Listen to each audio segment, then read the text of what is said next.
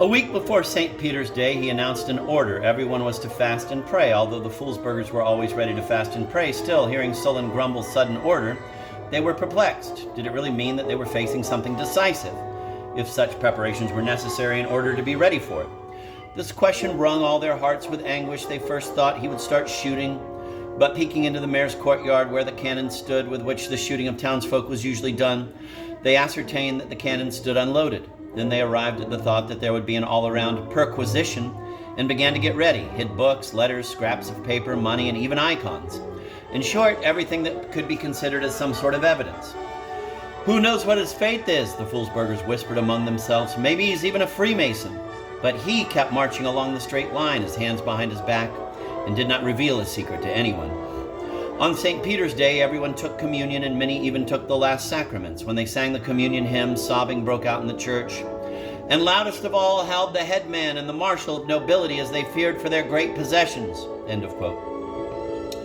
Then going past the mayor after communion, they bowed and congratulated him, but he stood brazenly and did not even nod to anyone. The day went by unimaginably quiet. People broke their fast, but the food stuck in their throats, and again everyone wept. But when they passed by the mayor, he did accelerated marching that day. They quickly wiped their tears and tried to give their faces a carefree and trustful expression. They still had some hope. They kept thinking, the superiors will see our innocence and forgive us. But Sullen Grumble did not see anything and did not forgive anything. On June 30th, narrates the chronicler, the day after the feast of the holy and laudable apostles Peter and Paul, there was a first venture at breaking up the town. The mayor, axe in hand, was the first to run out of his house and, as if fired up, assaulted the municipal office building. The townsfolk followed suit, divided into groups, and each group a special sergeant and a special spy had been appointed the evening before. They immediately began the work of destruction at all points. There was the thudding of axes and the shrieking of saws. The air was filled with the shouts of the workmen and the noise of the beams that were falling to the ground. Dust hung over the town in a thick cloud, obscuring the light of the sun. Everybody was there to a man. The strong adults cut and broke. The young and weak piled up the litter and took it to the river. From morning till evening, people tirelessly pursued the task of destruction of their own dwellings. And for the night, they took shelter in barracks set up on the common, where their possessions were also taken. They themselves did not understand what they were doing, and they did not even ask each other whether it was all really happening. They knew only one thing, that the end had come, and that the uncomprehending gaze of the sullen idiot followed them everywhere, everywhere. Glancingly, as if in sleep, some old men recalled examples from history, especially from the epoch of the Mayor Wartbearden, who had filled the town with 10 soldiers and once, in a moment of insane audacity, commanded, "Knock it down!" But that was during the war, while now, without any reason, in the midst of a deep peace in the country, Sullen Grumble walked in a measured step amid the general devastation, and the same smile played on his lips which had shone on his face at the moment when, in a burst of subservience, he chopped off the index finger of his right hand.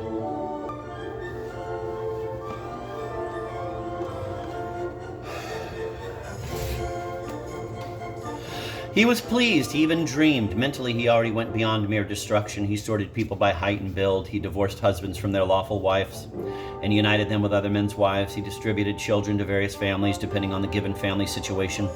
He appointed platoon and company sergeants and other commanders, selected spies, and so on. The vow made to his superior was already half fulfilled. Everything was on the alert, everything was at the boil, everything was ready to emerge fully armed. What was left were mere details, but even they had long been foreseen and resolved. Some sweet rapture pervaded the whole being of the sullen latrine scrubber and carried him off far, far away. Drunk with pride, he peered into the sky, looked at the heavenly luminaries, and the sight seemed to perplex him. "What for?" he muttered barely audibly, and for a long, long time thought about something and figured something out. What precisely? In a month and a half or 2 months, there was no stone left upon stone, but as the work of devastation approached the bank of the river, the brow of Sullen Grumble grew darker.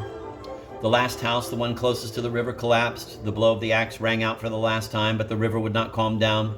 As before, it flowed, breathed, burbled, and meandered. As before, its one bank was steep and the other was a low meadow, flooded far and wide in spring. The delirium went on. Enormous heaps of garbage, dung, and straw already lay on the banks and only waited for a signal to disappear in the depths of the river. The frowning idiot wandered among the heaps and counted them as if fearing that someone might steal the precious metal. Every once in a while he muttered with confidence, "Subdue it, I'll subdue it."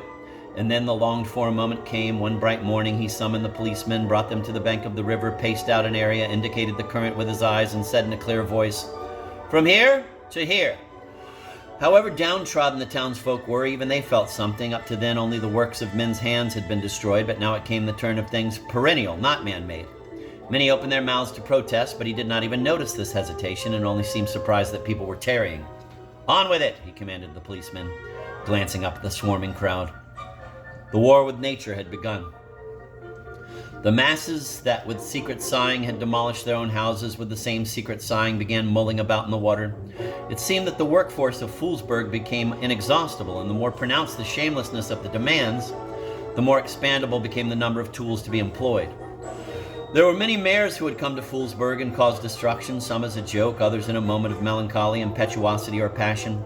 But Sullen Grumble was the only one who decided to destroy it seriously. From morning to night, people swarmed in the water, driving piles into the river bottom and filling the gap that looked bottomless with garbage and dung.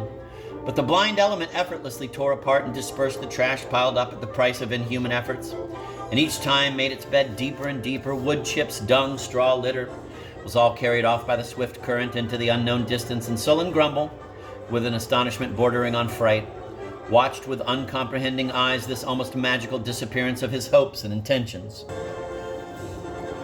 Finally, the people became weary and ill. Sullen Grumble sternly listened to the daily reports of the foreman about the number of workers who had dropped out, and not batting an eye, commanded, "On with it!"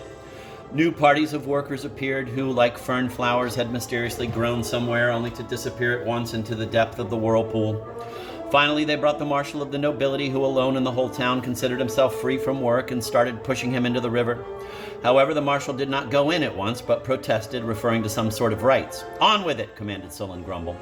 The crowd guffawed, seeing how the marshal, blushing and embarrassed, rolled up his trousers. The people felt cheered and redoubled their efforts.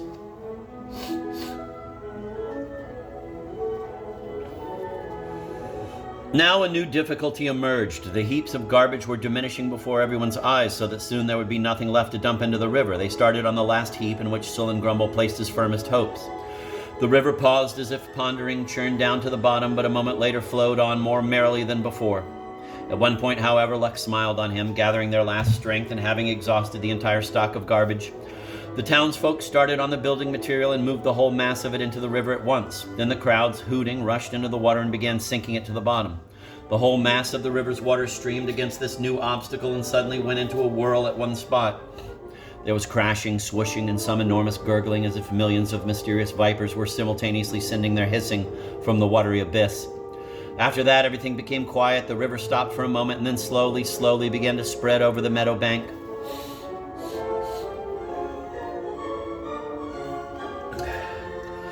By evening, the flooding was so great that its boundaries could not be seen, and still the water kept rising more and more. Noise could be heard from somewhere. It seemed as if whole villages were being destroyed, and screams, moans, and curses came from them. Haystacks floated on the water, beams, rafts, pieces of cottages. Reaching the dam, they crashed into each other, went under, came up again, and crowded together in one place. Of course, Sullen Grumble had not foreseen any of it, but looking at the enormous watery mass, he brightened up so much that he even regained the gift of speech and began to boast. "Let the people behold this," he said, thinking to fall into the Fotievo Arechiv tone that held sway at the time.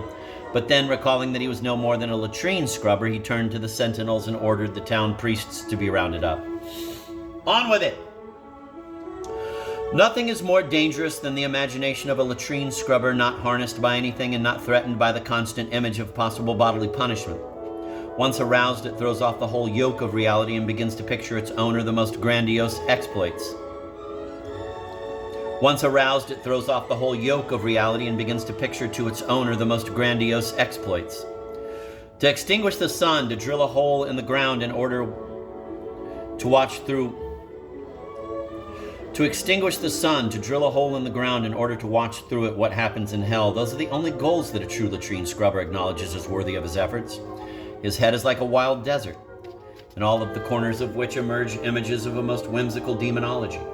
It is all rioting, whistling, hooting, and it rushes off into some dark, dawnless distance, flapping invisible wings.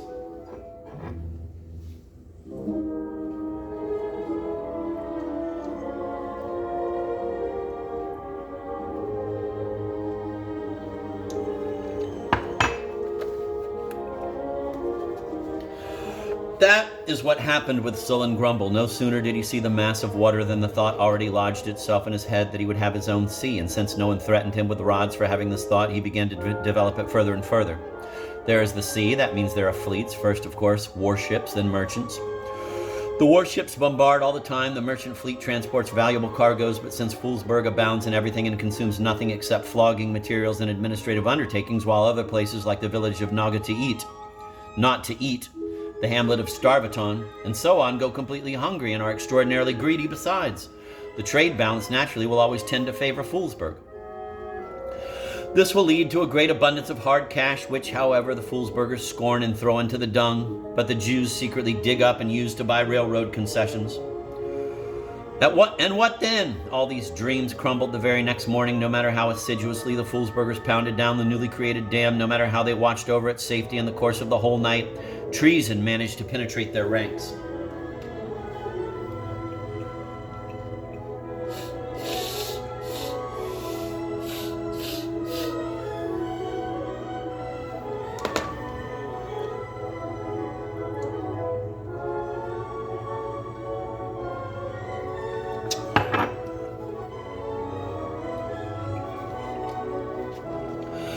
Barely opening his eyes, Sullen Grumble hastened to admire the work of his genius, but approaching the river, he stood as if rooted to the spot. A new delirium had taken place. The meadows stood bare, the remnants of the monumental dam floated down the current in disorder, and the river burbled and flowed within its banks exactly as the day before. For some time, Sullen Grumble remained silent. With a sort of strange curiosity, he watched wave follow wave, first one, then another, and another, and another, and it all rushes somewhere and must disappear somewhere. Suddenly he bellowed piercingly and turned sharply on his heel. "About face! Follow me!" came the command. He had made up his mind. The river did not want to go away from him. Then he would go away from it. The place where the old Foolsburg stood was hateful to him. The elements there did not obey. Ravines and gullies obstructed a speedy course at every step. Miracles took place in broad daylight, of which nothing was noted either in the statutes or in individual regulations by the authorities. He must flee. He left the town at a quick pace, and the townsfolk, their heads down, followed him, barely able to keep up. Finally, toward evening, he arrived. Before his eyes spread a perfectly level plain with not even a single hummock, not a single gully on its surface. Wherever you looked, there was a smooth, level corner on which you could march endlessly. This was also a delirium, but it coincided exactly with the delirium that nested in his head. "Here!" he cried in a level, toneless voice.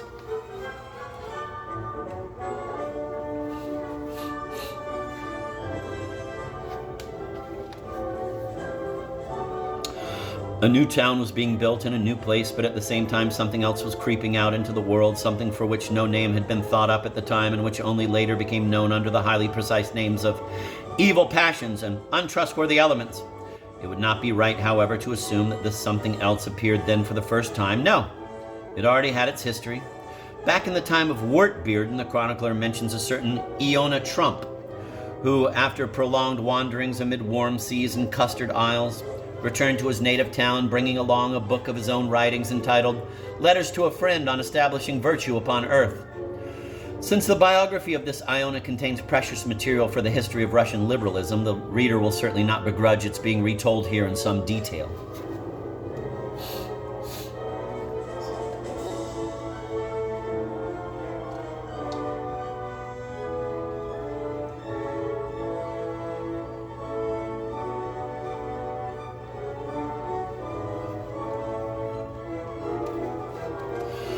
Iona's father, Semyon Trump, was a simple rag picker who, taking advantage of the time of troubles, had amassed a considerable fortune for himself.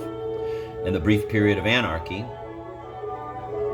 the tale of the 6 mayoresses, when, in the course of 7 days, 6 mayoresses were wresting the helm of government from each other, he, with an adroitness astonishing in a Foolsburger, had turned coats from one party to another, at the same time covering his tracks so skillfully that each lawful government never doubted for a moment that Trump had always been its best and most reliable supporter. Taking advantage of this blindness, he first provisioned the troops of Iredka, then the troops of Klementinka, Amalka, Nelka, and finally fed peasants' treats to Dunka Fathils and Marinka Nostril. For all that, he was paid the list price which he himself had set, and since for Amalka Nelka and the rest of them, those were hot times and they could not be bothered with counting money. The accounting ended by Trump digging his hand into the bag and hauling out fistfuls.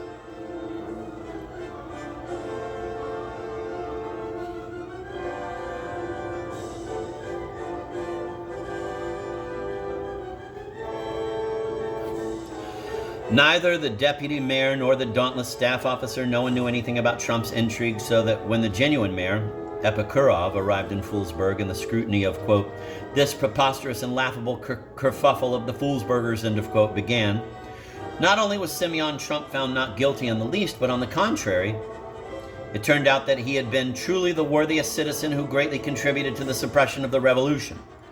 Epikurov liked Simeon Trump for many reasons. First, for his wife, Anna, who baked excellent pies. Second, because Simeon, sympathizing with the mayor's deeds of enlightenment, built a beer brewery in Foolsburg and donated 100 rubles for establishing a town academy. Third, finally, because Simeon not only never forgot Saint Simeon, the god receiver of the Virgin Glyceria, the name days of the mayor and his wife, but even celebrated them twice a year. Long remembered was the decree in which Epikurov informed the townsfolk about the opening of the brewery and explained the harmfulness of vodka and the benefits of beer. Vodka, said the decree, not only does not instill mirthfulness, as many suppose, but consumed in sufficient quantity even deflects from it and generates a passion for murder. As for beer, one can consume as much as one likes without any danger, for it does not inspire sorrowful thoughts, but only good, mirthful ones.